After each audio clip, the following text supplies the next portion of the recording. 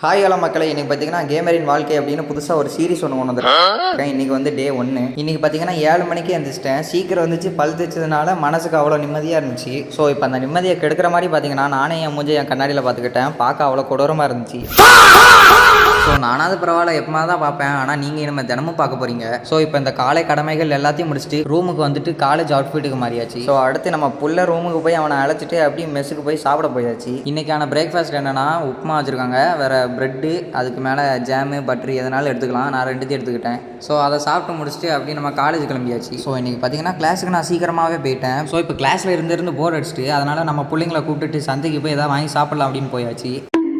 So evening college முடிஞ்சோடனே பார்த்தீங்கன்னா ரூமுக்கு வந்துட்டு ட்ரெஸ்ஸை மாற்றின கையோட புள்ள வந்து அவன் ரூமுக்கு கூப்பிட்டான். ஸோ ரூமுக்கு போனதுக்கப்புறம் பார்த்தீங்கன்னா பசிக்குதுன்னு நான் தான் புள்ளையை கூப்பிட்டு கேண்டீனுக்கு வந்து 2 சம்சா லப்புக்குன்னு வாயில் போட்டு முழுங்கியாச்சு. இன்றைக்கி பார்த்தீங்கன்னா 7 மணிக்கு லாபி ஒன்று இருந்துச்சு. Back to back 6 matches. அதனால் ராத்திரி டின்னர் மெஸ்ஸில் சாப்பிட முடியாதுன்னு கையோட பாஸ்தா 2 பார்சல் வாங்கிட்டு ரூமுக்கு போயாச்சு. ஸோ ரூமுக்கு போனதுக்கப்புறம் பார்த்தீங்கன்னா மணி 7 மணிக்கு பார்த்தீங்கன்னா நானும் என் டீமும் ரெடியாக இருந்தோம் லாபிக்கு போகிறதுக்கு. ஸோ மணி 7:05 ஆனதுக்கப்புறமும் ஐடிபி இன்னும் வரல. ஸோ அதுக்கப்புறம் 7:10 ஒரு மெசேஜ் வந்துச்சு. என்னென்னு நீங்களே பாருங்கள்.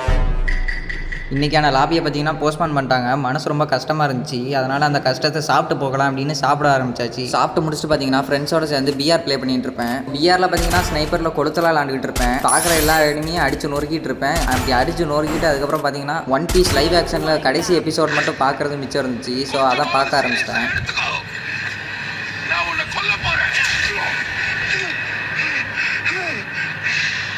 ஸோ பார்த்து முடிச்சதுக்கப்புறம் கொஞ்சமாக ரீல்ஸ் தள்ளி விட்டுட்டு அதுக்கப்புறம் ஸ்னைப்பிங் ப்ராக்டிஸ் பண்ணுறதுக்கு ட்ரைனிங் போயாச்சு. ஸோ இன்றைக்கான கில் டார்கெட் பார்த்தீங்கன்னா 150.